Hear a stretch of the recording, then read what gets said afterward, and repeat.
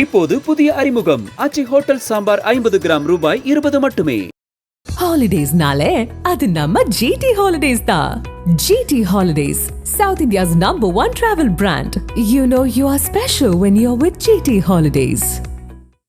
தமிழகத்தில் குடும்பத்தாரில் இருக்கக்கூடிய ஒரு முக்கிய புள்ளியும் அதானியினுடைய மகன் கரண் அதானி இருவரும் செய்து கொண்ட வாட்ஸ்அப் எஸ்எம்எஸ்கள், வாட்ஸ்அப்ல போனதெல்லாம் வெளிப்படுத்த இருக்கிறார் அண்ணாமலை. அதுதான் திமுகவிற்கும் அதானிக்கும் இருக்கக்கூடிய ஒற்றுமை. திமுக என்பது ஓடி ஒளிந்து மறைந்து கொண்டிருந்த கட்சி இப்பொழுது அம்பலமாகிவிட்டது. அதானிக்கும் திமுகவிற்கும் நல்ல உறவு இருக்கிறது என்று. அதுதான் அமெரிக்காவில் இருந்த ஒரு விசாரணை குழு தமிழக அமைச்சரிடமிருந்து திமுகவை பேர் சொல்லியிருக்கிறார்கள். அந்த ரிப்போர்ட்டில்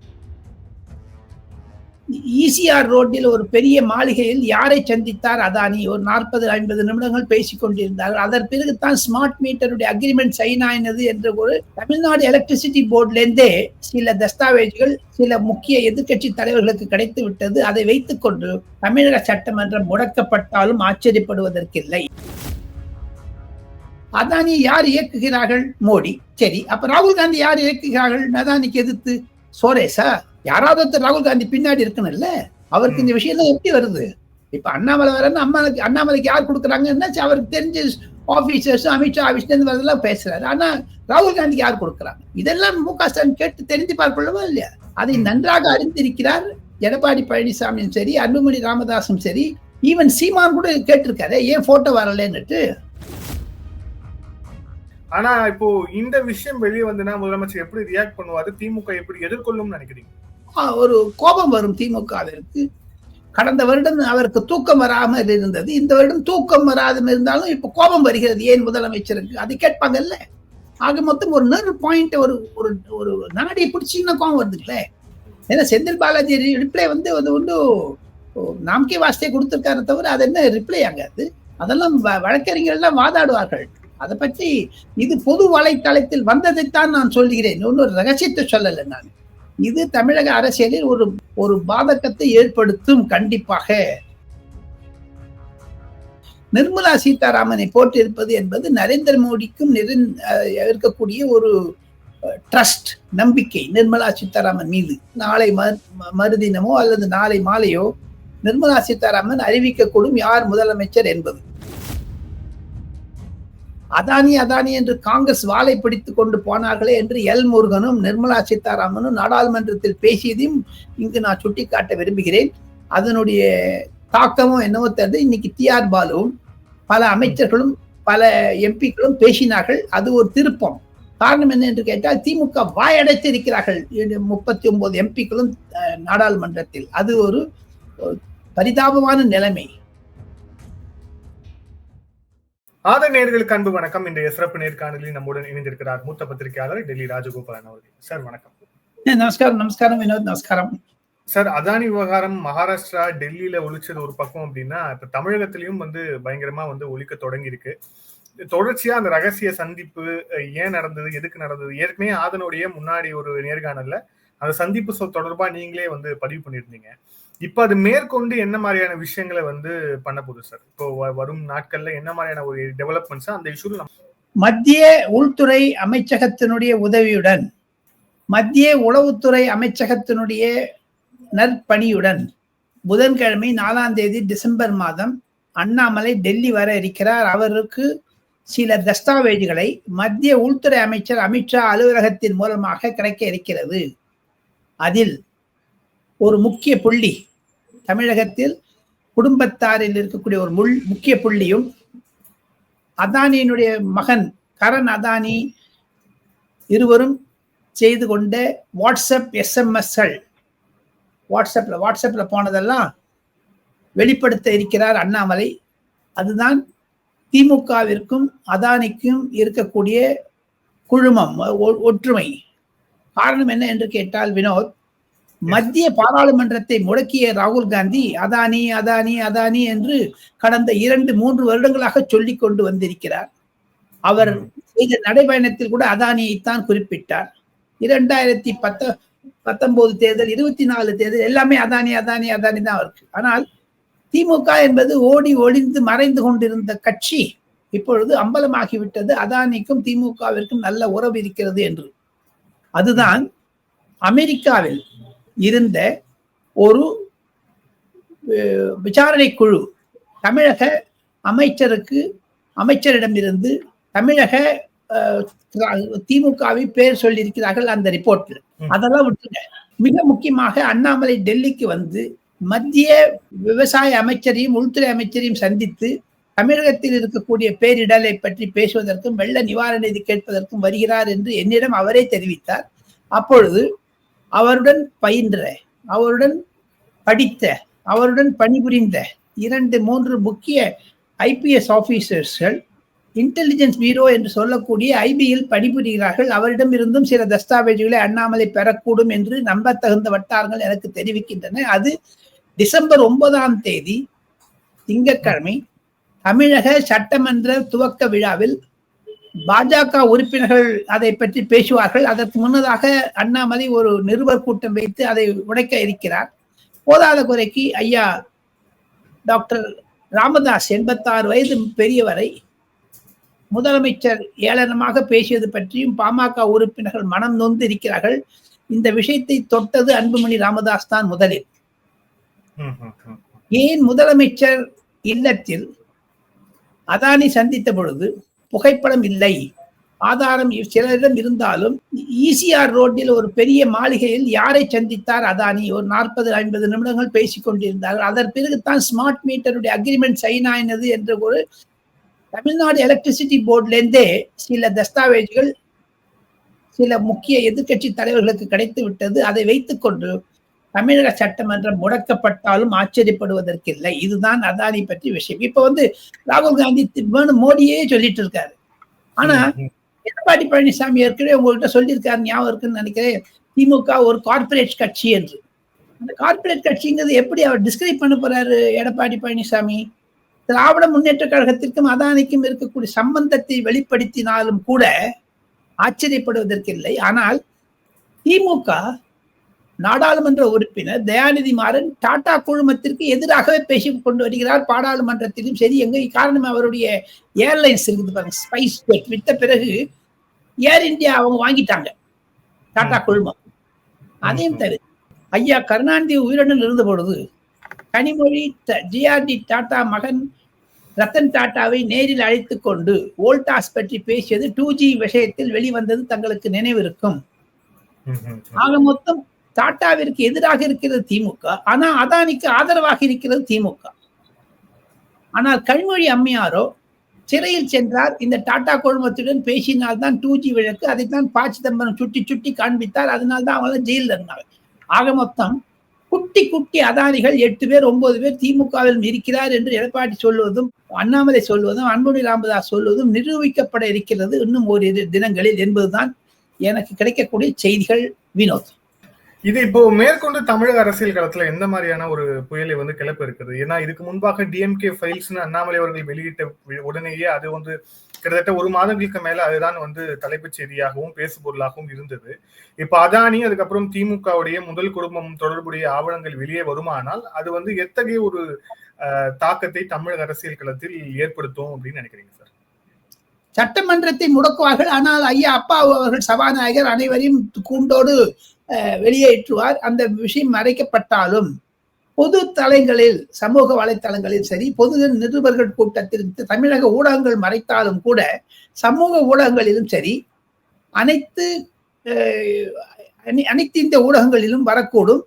திமுக நிலைப்பாட்டை பார்த்து கொண்டு காங்கிரஸை பயப்படுகிறது. காரணம் என்ன என்று கேட்டால், ராகுல் காந்திக்கும் திமுக உறுப்பினர்களுக்கும் இருந்த உறவு என்பது சில கசப்பாகிவிட்டது. காரணம் என்ன என்று கேட்டால், அதானி அதானி அதானி என்று சொல்லுகிறீர்களே, எங்களுடைய ஊரில் பிரச்சனை இருக்கிறது, வெள்ளம் அதை பற்றி பேச வேண்டும், புயல் அதை பற்றி பேச வேண்டும். ஆனால் அகிலேஷ் யாதவ் சொல்லுகிறார், சம்பல் என்ற இடத்தில் சில மத வெறிகள் நடந்தது, அதை பற்றி திரும்பவும் காங்கிரஸ் சொல்லிட்டாங்க, அதானி இஷ்யூவே இல்லை என்று சரத்பவார் சொல்லிட்டார். ஆக மொத்தம் காங்கிரஸ் ஒதுக்கப்பட்டாலும் காங்கிரஸ் கண்டிப்பாக செல்வ பெருந்தகையினுடைய நிலை என்னவாக இருக்கும் தமிழக சட்டமன்றத்தில் 9ஆம் தேதி, இதையெல்லாம் பார்க்க வேண்டும். அவர் திமுகவிற்கு ஆதரவாக எப்படி பேசுவார் செல்வ பெருந்தகை, அதைத்தான் எடப்பாடி பழனிசாமி எக்ஸ்போஸ் பண்ணுவார். அப்படி ஒரு ஆதங்கங்கள் அதானியை பற்றியது 2026 பொது தேர்தலில், சட்டமன்ற தேர்தலில் அது ஒரு மிக பேச்சு பொருளானாலும் ஆகும். நானே உங்ககிட்ட சொல்லியிருக்கேன், லட்சுமி கடாட்சா மந்திராட்சத்தை போறது அப்படி இது அங்க இல்லையா. ஓகே, சோ ஏர்போர்ட் சொல்லியிருக்கோம், பரந்தூர் ஏர்போர்ட்டை பத்தி பேசியிருக்கோம் நம்ம. ஆமா, இது தமிழக அரசியல் களத்துல ஏற்படுத்த போற தாக்கத்தை தாண்டி கூட்டணிகளும் ஒரு தாக்கத்தை ஏற்படுத்தும். குறிப்பா காங்கிரஸ் திமுக கூட்டணியிலே ஒரு விரிசலை ஏற்படுத்தும். கண்டிப்பா, அதைத்தானே அதானி அவர்கள் சொல்லுகிறார்கள்.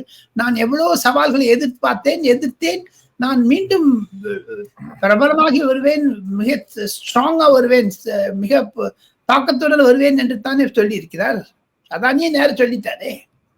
ஏங்க, ஒரு வெல்த் கிரியேட்டர்ஸ் சமூக தலைவலயங்களில் ஒரு அதானியை பற்றியே பேசிக்கொண்டிருந்தால் என்னங்க, ஏதான ஒரு முடிவு வருமா? வேண்டாமாங்க, திருப்பி திருப்பி திருப்பி திருப்பி அதானியாங்க. அதைத்தானே மு.க. ஸ்டாலின் கேட்கிறார்.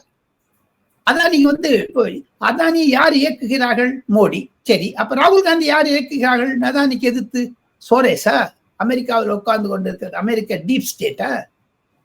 இல்ல ஜிஎம்ஆர் ஜிவிகே ஏர்போர்ட்டா? யாராவது ராகுல் காந்தி பின்னாடி இருக்கணும் இல்ல? அவருக்கு இந்த விஷயம் எப்படி வருது? இப்ப அண்ணாமலை வரன்னு அண்ணாமலைக்கு யார் கொடுக்குறாங்கன்னா அவருக்கு தெரிஞ்ச ஆபீசர்ஸ், அமித்ஷா ஆபீஸ்ல இருந்து வரதெல்லாம் பேசுறாரு. ஆனா ராகுல் காந்திக்கு யார் கொடுக்குறாங்க? இதெல்லாம் மு.க. ஸ்டாலின் கேட்டு தெரிந்து பார்க்கொள்ளவா இல்லையா? இது ஒரு மாபெரும் விஷயம் வினோத். அதை நன்றாக அறிந்திருக்கிறார் எடப்பாடி பழனிசாமியும் சரி, அன்புமணி ராமதாசும் சரி, ஈவன் சீமான் கூட கேட்டிருக்காரு, ஏன் போட்டோ வரலன்னுட்டு. இதெல்லாம் ஒரு பூதாகாரமாக வெடிக்கும். அது 2026 தமிழகத்தில் இருக்கிறது தவிர இந்தி கூட்டணியிலும் ஒரு கசகசப்பை உண்டாக்கினாலும் ஆச்சரியப்படுவதற்கு இல்லை. ஏங்க, இதே அதானி அகிலேஷ் யாதவுக்கும் சரி, சரத்பவாருக்கும் சரி, மம்தா பானர்ஜிக்கும் சரி பணம் கொடுக்காதே இருக்காங்க தேர்தல் சமயத்தை. என்னங்க இது? யார் பார்த்துறாங்க சார்? சோ இதை அதிமுகவும் சரி, பாமகவும் சரி, அவங்க சீரியஸா எடுத்துக்கொண்டு அரசியல் செய்வாங்கன்னு நீங்க எதிர்பார்க்கறீங்க. இதுல ஆனா முதலமைச்சருடைய ரியாக்ஷன் ரொம்ப இதா இருக்கு சார். ஏன்னா முதலமைச்சர் இதை ஒரு பொருட்டா செந்தில் இந்த ஊழல் நடந்திருக்கிறது அப்படின்னு சொல்லிட்டு அமெரிக்காவுடைய அந்த டிபார்ட்மெண்ட் சொன்னதுக்கு செந்தில் பாலாஜி விளக்கம் கொடுத்து விட்டார். அதோட சரி, ராமதாஸுக்கு ஒரு வேலை இல்லை அப்படின்னு சொல்லிட்டு முதலமைச்சர் அதை ரொம்ப உதாசீனப்படுத்திட்டு கடந்து போறாரு. ஆனா இப்போ இந்த விஷயம் வெளியே முதலமைச்சர் எப்படி ரியாக்ட் பண்ணுவாரு? திமுக எப்படி எதிர்கொள்ளும் நினைக்கிறீங்க? ஒரு கோபம் வரும் திமுகவிற்கு. கடந்த வருடம் அவருக்கு தூக்கம் வராமல் இருந்தது, இந்த வருடம் தூக்கம் வராமல் இருந்தாலும் இப்ப கோபம் வருகிறது. ஏன் முதலமைச்சருக்கு? அது கேட்பாங்கல்ல. ஆக மொத்தம் ஒரு நர்வ் பாயிண்ட், ஒரு நாடியை பிடிச்சிங்கன்னா கோபம் வருதுங்களே. அது எந்த இடத்துல படக்கூடாத இடத்துல பட்டுடுச்சு இல்லையா, வலிக்குது இல்லையா? ஏன்னா செந்தில் பாலாஜி ரிப்ளை நாம்கே வாஸ்தே கொடுத்திருக்காரு தவிர அது என்ன ரிப்ளை ஆங்க? அதெல்லாம் வழக்கறிஞர்கள் வாதாடுவார்கள். அதை பற்றி இது பொது வலைத்தளத்தில் வந்ததைத்தான் நான் சொல்கிறேன், இன்னொரு ரகசியத்தை சொல்லலை நான். இது தமிழக அரசியலில் ஒரு பாதகத்தை ஏற்படுத்தும். கண்டிப்பாக சட்டசபையில் இது ஒரு பிரச்சனையாகும். ஆனால் அப்பா அவர்கள் முதலமைச்சரின் வேண்டுகோள் படி எல்லாத்தையும் குண்டோடு அழிச்சு போட்டுவார் வெளில. ஆக மொத்தம் அந்த இஷ்யூ மறைக்கப்பட்டாலும் பொது வலைத்தளங்களில் அது பெருசாகும் என்று தான் பல நிபுணர்கள் கருதுகிறார்கள், பொருளாதார நிபுணர்கள். சார், இப்ப நீங்க செந்தில் பாலாஜின்னு சொன்னதால ரொம்ப ரீசெண்டா உச்ச நீதிமன்றத்துல ஒரு வழக்கு வந்ததுன்னு பார்த்தோம். அந்த வழக்குல எப்படி நாங்க ஜாமீன் கொடுத்த ஒரு சில நாட்களே எப்படி ஒரு அமைச்சர் ஆனார்னு சொல்லிட்டு உச்ச நீதிமன்றம் அவர் ஒரு அதிருப்தி தெரிவித்திருந்தது அப்படிங்கிறதையும் பாக்குறோம். டிசம்பர் 12ஆம் தேதி 13ஆம் தேதி வாக்குல மீண்டும் அது விசாரணைக்கு வர இருக்கிறது. இதுல எந்த மாதிரியான ஒரு அவுட்கம் இருக்கும் அப்படின்ட்டு எதிர்பார்க்கறீங்க? இதே செந்தில் பாலாஜி தினம் போய் கைது போட்டு வர்றாரு இல்ல, திங்கக்கிழமை வெள்ளிக்கிழமை போலீஸ் ஸ்டேஷனுக்கு போயிட்டு. ஸ்டில் ஹீஸ் ஆன் பெயில் தானே. எதற்காக முதலமைச்சர் அவசரப்படுத்தி செய்ய வேண்டும்? அது பற்றி ஒரு ரூலிங் வந்ததுன்னா சுப்ரீம் கோர்ட்ல இருந்து, அரவிந்த் கெஜ்ரிவால் எங்க ராஜினாமா பண்ணாரு? அது சுப்ரீம் கோர்ட்டுடைய ரூலிங் பிரகாரம் தான் அவர் ராஜினாமா பண்ணாரு. நீங்க அவரும் சொல்றாரு போய் கைத்து போட்டு வரணும் போலீஸ் ஸ்டேஷன்ல போய், நீ பையில கைத்து போடக்கூடாதுன்னு. இப்போ செந்தில் பாலாஜி கைது போடக்கூடாதுன்னு சொன்னாங்க. எதிர்கட்சி வழக்கறிஞர்கள் கண்டிப்பாக டிசம்பர் மாதம் 12ஆம் தேதிக்கு முன்பாக இதை கொஞ்சம் பேச்சு பொருளாக்கி, ஏன் சில எதிர்கட்சிகள் கூட தமிழக அசெம்பிளியில் பேசக்கூடும். ஆனால் அவர்களுக்கு அனுமதி கொடுக்கப்பட்டார்.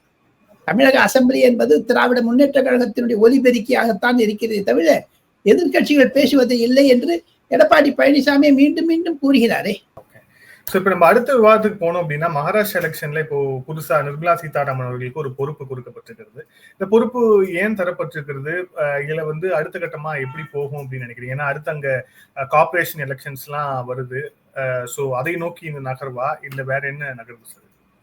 இது சென்ற விவாதத்திலும் நாம் இதை பற்றி விவரமாக பேசினோம். இருப்பினும் நிர்மலா சீதாராமனை போட்டிருப்பது என்பது நரேந்திர மோடிக்கும் இருக்கக்கூடிய ஒரு ட்ரஸ்ட், நம்பிக்கை நிர்மலா சீதாராமன் மீது. அதற்காகத்தான் விஜய் ரூபானி என்று முன்னாள் குஜராத் அமைச்சரும் இப்பொழுது இருக்கக்கூடிய நிதி அமைச்சர் நிர்மலா சீதாராமன் இருவரும் மும்பை செல்கிறார்கள். நாளை எம்எல்ஏக்களை தனித்தனியாக பார்த்து நாளை மறுதினமோ அல்லது நாளை மாலையோ நிர்மலா சீதாராமன் அறிவிக்கக்கூடும் யார் முதலமைச்சர் என்பது. ஆனாலும் தேவேந்திர பட்னவிஸா, மிஸ்டர் ஏக்நாத் ஷிண்டேக்கு உடம்பு சரியில்லை, அஜித் பவார் நேத்தி இவரை பார்த்துட்டு போயிருக்காரு, அமித்ஷாவை பார்த்துட்டு போயிருக்காரு, சபாநாயகர் யாருக்கு கொடுக்கணும், நிதி அமைச்சர் யாருக்கு கொடுக்கணும், இதெல்லாம் ஒரு பிரச்சனைகள் இருக்கின்றன. அதையெல்லாம் சரி செய்வதற்காகத்தான் அமித்ஷா ஈடுபட்டு இருக்கிறார். நாளை மறுநாளுக்குள்ள அந்த பிரச்சனை தீர்வாகிவிடும். 5ஆம் தேதி வியாழக்கிழமை மாலை 5 மணிக்கு பதவி பிரமாணம் இருக்கும். அது சுகமாகத்தான் இருக்கும். காரணம், அங்கு எதிர்கட்சிகள் என்னதான் சேர்ந்தாலும் அந்த பாலிடிக்ஸ் பண்ண முடியாது சரத்பவார். அதுதான் ஒரு சிகரமாக இருக்கிறது. ஏன் நிர்மலா சீதாராமனை நரேந்திர மோடியும் ஜேபி நட்டாவும் தேர்ந்தெடுத்தார் என்று தாங்கள் கேட்டீர்கள். அது விசுவாசம், ட்ரஸ்ட், கான்பிடன்ஸ் தான் என்று பதில் அளிக்க முடியும் என்னால். ஒரு ஃபைனான்ஸ் மினிஸ்டரா வந்துட்டு திருப்பியும் 2024 அதே ஃபைனான்ஸ் மினிஸ்டரா கொடுத்திருக்காரு. அதுதான் ப. சிதம்பரம் சொல்லியிருக்காரு. 240 சீட் வந்தாலும் மைனாரிட்டி அரசாங்கம் சொன்னா கூட ஃபுல் அரசாங்கம் மாதிரி பிஹேவ் பண்றாங்கன்னு. இவங்க காங்கிரஸ் 100 சீட் கூட இல்ல, இருந்தாலும் சிதம்பரம் பேசுறாரு. மொத்தம் நிர்மலா சீதாராமன் மீது எப்படி டாக்டர் மன்மோகன் சிங்குக்கு நம்பிக்கை இல்லை சிதம்பரத்தின் மீது. காரணம், ராஜாவையும் கனிமொழியும் அரசு செய்தது சிதம்பரம் என்பதுதான் அன்று ராஜா தன்னுடைய புத்தகத்திலே எழுதியிருக்கிறார். அந்த ஒரு ட்ரஸ்ட் நரேந்திர மோடி ஏன் நிர்மலா சீதாராமன் வச்சிருக்காரு, ஏன் சிதம்பரம் மேல மன்மோகன் சிங் வைக்கல என்பது பேச்சு கூட வர ஆரம்பித்து விட்டது டெல்லி வட்டாரங்களில். சார், இப்ப இந்த தமிழகத்துல ஒரே ஒரு விஷயம் மட்டும் பேசிட்டு போயிடுவோம். இப்ப குறிப்பா இந்த பேரிடர் விஷயங்கள் வந்தபோது, இந்த செங்கல் புயல் பாதிப்பு காரணமாக மத்திய அரசு கூடுதல் நிதி ரிலீஸ் பண்ணணும்னு முதலமைச்சர் கேட்டிருக்காரு. இன்னைக்கு காலையில பிரைம் மினிஸ்டர் ரியாக்ட் பண்ணிருக்காரு அப்படிங்கறத பாக்குறோம். சோ மத்தியில இருந்து எதுவும் குழு மாவட்டங்களை பார்வையிட வாய்ப்பு இருக்கிறதா? திங்கட்கிழமை 9ஆம் தேதி டிசம்பர் மாதம் காலை மத்திய தேர்தல் குழு அறிவிப்பதற்கு என்றால் அதற்கு சில வழிமுறைகள் இருக்கின்றன. ஸ்டாண்டர்ட் ஆபரேட்டிங் ப்ரொசீஜர்ஸ் இருக்கிறது, புரோட்டோகால் இருக்கிறது. ஒவ்வொரு அமைச்சரகத்திலிருந்தும் ஒவ்வொரு பிரதிநிதிகள் வருவார்கள். அதுதான் அந்த குழு. அந்த குழு செவ்வாய்க்கிழமை 10ஆம் தேதி சென்னையில் தலைமை செயலகத்தில் முதலமைச்சரை சந்திக்க இருக்கிறது என்பது ஒரு தகவல் எனக்கு கிடைத்தது. அது வருவதற்கு முன்பாக நேஷனல் டிசாஸ்டர் ரிலீஃப் ஃபண்ட் என்பதன் மூலமாக அமித்ஷா அவர்கள் 200 கோடி ரூபாய் ஒதுக்க இருக்கிறார் என்ற தகவலையும் நான் உங்களுக்கு பிரேக்கிங் ஸ்டோரியாக சொல்ல முடியும். அதுதான் ஒரு நிலைப்பாடு. ஆனால் அந்த 200 கோடி ரூபாய் கொடுப்பதற்கு முன்பாக அண்ணாமலை டெல்லிக்கு கேட்டதார், அவரால் கொடுத்தோம் என்ற ஒரு பிம்பத்தை உருவாக்கவும் பாஜக முயற்சி செய்யும் என்றும் நான் கருதுகிறேன். காரணம், கடந்த 4 நாட்களாக 39 தமிழக எம்பிக்கள் தமிழகத்தை பற்றி பேசாமல் நாடாளுமன்றத்தில், ராஜ்யசபாவிலோ லோக்சபாவிலோ அதானி என்று காங்கிரஸ் வாளை பிடித்துக் கொண்டு போனார்களே என்று எல் முருகனும் நிர்மலா சீதாராமனும் நாடாளுமன்றத்தில் பேசியதையும் இங்கு நான் சுட்டிக்காட்ட விரும்புகிறேன். அதனுடைய தாக்கமும் என்னவோ தெரிந்து இன்னைக்கு டிஆர் பாலுவும் பல அமைச்சர்களும் பல எம்பிக்களும் பேசினார்கள். அது ஒரு திருப்பம். காரணம் என்ன என்று கேட்டால், திமுக வாயடைத்து இருக்கிறார்கள் 39 எம்பிக்களும் நாடாளுமன்றத்தில். அது ஒரு பரிதாபமான நிலைமை. எதற்கெடுத்தாலும் மத்திய அரசு மத்திய அரசுங்கிறாங்களே, இப்ப எங்க பேசாத இருக்காங்க? இன்னைக்கு பேசுறாங்களே, ஏன் சார் அது? இல்ல, டிஆர் பாலு இன்னைக்கு கவனம் கொடுத்து பேசிருக்கிறாரு. டிஆர் பாலு பேசிருக்கிறாரு. போயிட்டு இருந்தாங்களே, முந்தானி பேச வேண்டாமா சார்? இப்பொழுது திரிணாமுல் காங்கிரஸ் முன்னணி எடுத்து வைக்கிறதோ அதே மாதிரி ஏன் மு.க. ஸ்டாலின் வைக்கவில்லை? Trinamool Congress they put their foot down. Akhilesh Yadav சொல்லிட்டாரு, அதானியாவது எங்க சம்பல் விஷயத்தை பேச வேண்டும் என்று ஆணித்தரமாக சொன்னார். அது மாதிரியான ஏன் வலியுறுத்தலை திமுக எம்பிக்கள் செய்யவில்லை என்பதுதான் 8 கோடி தமிழ் மக்களுக்கு சார்பாக ஆதன் விவாதத்தில் வினோத் கிருஷ்ணமூர்த்தியிடம் ராஜகோபால் கேட்பது அதுதான். ஏங்க 8 கோடி தமிழர்களுக்கு ஏமாற்று மாதிரி மறந்துடுச்சு இல்லையா? 4 நாள் என்ன சார் என்ன பார்லிமெண்ட் ஆரம்பிச்சது வினோத்? எங்க இத்தனை நாள் சொல்லாத இருந்தாங்க?